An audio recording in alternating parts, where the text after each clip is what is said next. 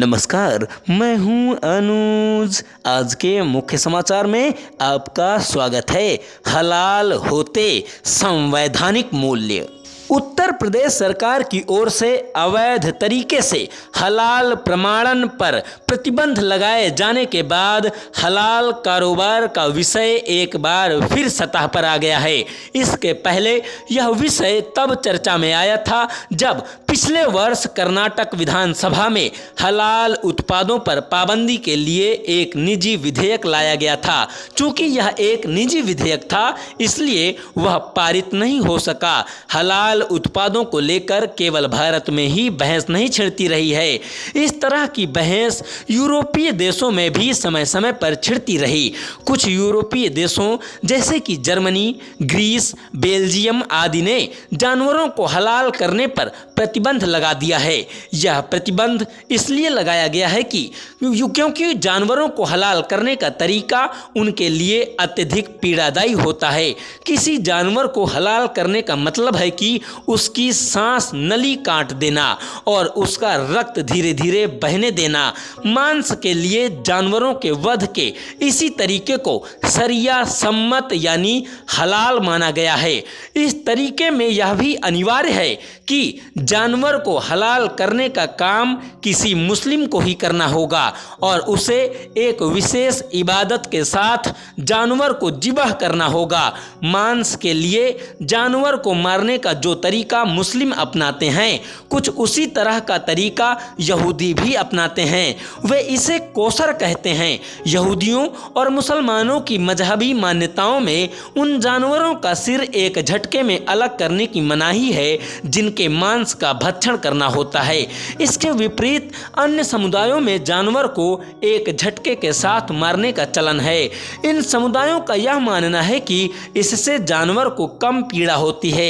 एक समय था जब हलाल के दायरे में केवल मांस आता था, लेकिन धीरे धीरे मांस के साथ मांस जनित उत्पाद, सौंदर्य प्रसाधन सामग्री और वे दवाएं भी आने लगी जिनमें अल्कोहल का उपयोग होता है।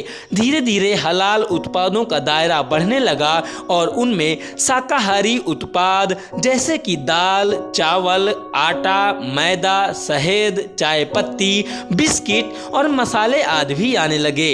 इसके बाद साबुन, टूथपेस्ट जैसे उत्पाद भी इनके दायरे में आ गए। अब तो स्थिति यह है कि हलाल फ्लैट भी बनने लगे हैं। अब बस हवा पानी को हलाल और हराम घोषित करना शेष रह गया है। पहले जहां हलाल मांस वाले विशेष भोजनालय और रेस्तरां होते थे, वहीं अब हलाल होटल भी होने लगे हैं। क्या यह सब इस्लामी देशों में होता है? नहीं, यह सब भारत में भी होता है। आप गूगल कर यह पता कर सकते हैं कि गोवा, केरल आदि में कौन से हलाल होटल और रेस्तरां हैं। गूगल करके आप यह भी जान सकते हैं कि कौन सी टूर एंड ट्रैवल कंपनियां हलाल पर्यटन की सुविधा उपलब्ध कराती हैं। यह समझ आता है कि मांस और मांस से बने उत्पादों को तैयार करने वाली कंपनियां हलाल सर्टिफिकेट हासिल करें, लेकिन इसका कोई औचित्य नहीं कि ऐसे प्रमाण पत्र हलाल इंडिया, जमीयत उलेमा ए हिंद, हलाल ट्रस्ट या हलाल काउंसिल ऑफ इंडिया जैसी निजी संस्थाएं प्रदान करें। आखिर उन्हें यह अधिकार किसने दिया? क्या भारत सरकार ने? यदि सरकार की सहमति से हलाल इंडिया या हलाल काउंसिल ऑफ इंडिया जैसी संस्थाएं हलाल सर्टिफिकेट दे रही हैं, तो इसका मतलब है कि उसकी ओर से एक समानांतर व्यवस्था चलाने की छूट प्रदान कर दी गई है। इस पर आश्चर्य नहीं कि इसी के चलते यह मांग होने लगी है कि कंपनियां अपने उत्पादों के बारे में यह भी बताएं कि उन्हें सात्विक तरीके से बनाया गया है या नहीं। यह मुहिम चलाने वालों का तर्क है कि आखिर उन्हें अन्य मजहबी रीति रिवाजों से तैयार उत्पादों का उपयोग करने के लिए क्यों विवश किया जा रहा। एक प्रश्न यह भी उठ रहा है कि आखिर शाकाहारी उत्पादों को हलाल घोषित करने का क्या मतलब। हलाल प्रमाणन की पूरी प्रक्रिया का एक देश दो विधान वाली तो है ही, संवैधानिक मूल्यों के खिलाफ भी है। यह प्रक्रिया एक तरह से जबरन की जाने वाली हफ्ता वसूली जैसी है। यह कुछ वैसा ही है जैसे कोई स्वयंभू संगठन सड़क पर बैरियर लगाकर टोल टैक्स लेने लगे। हलाल प्रमाणन का मामला यह भी बताता है कि अपने देश में सेकुलरिज्म के नाम पर कैसे कैसे मनमाने काम हो रहे हैं।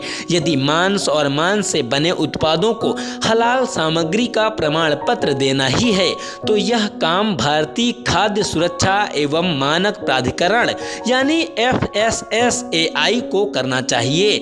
इसलिए और भी क्योंकि कोई उत्पाद हलाल है और अथवा उसे हलाल तरीके से बनाया गया है, इसका प्रमाण पत्र हासिल करने के लिए कंपनियों को फीस चुकानी पड़ती है। यह रकम कितनी होगी इसका अनुमान शायद सरकार को भी नहीं है और इसीलिए यह मांग उठ रही है कि यह पता चलना चाहिए कि आखिर हलाल प्रमाण पत्र देने वाली संस्थाएं इस प्रक्रिया से प्राप्त धन का उपयोग कहां करती हैं। यह हलाल उत्पादों के बढ़ते दायरे का ही प्रमाण है कि अपनी सामग्री का निर्यात करने वाली हर भारतीय कंपनी को हलाल सर्टिफिकेट लेना ही पड़ता है। जहां इस्लामी देशों में हलाल सर्टिफिकेट देने का काम सरकारी एजेंसियां करती हैं, वहीं भारत में यह काम इस्लामी संगठनों ने अपने हाथ में ले रखा है। चूंकि करीब करीब हर किस्म के उत्पादों का हलाल प्रमाणन आवश्यक होता जा रहा है, इसलिए जड़ी बूटियों से बनने वाली आयुर्वेदिक दवाओं को भी यह प्रमाण पत्र लेना पड़ता है। यदि इस सिलसिले को रोका नहीं गया तो कल को ऐसा कोई उत्पाद नहीं बचेगा जिसे हलाल होने का सर्टिफिकेट ना लेना पड़े। लेखक दैनिक जागरण में एसोसिएट एडिटर हैं राजीव सचान। बहुत बहुत धन्यवाद।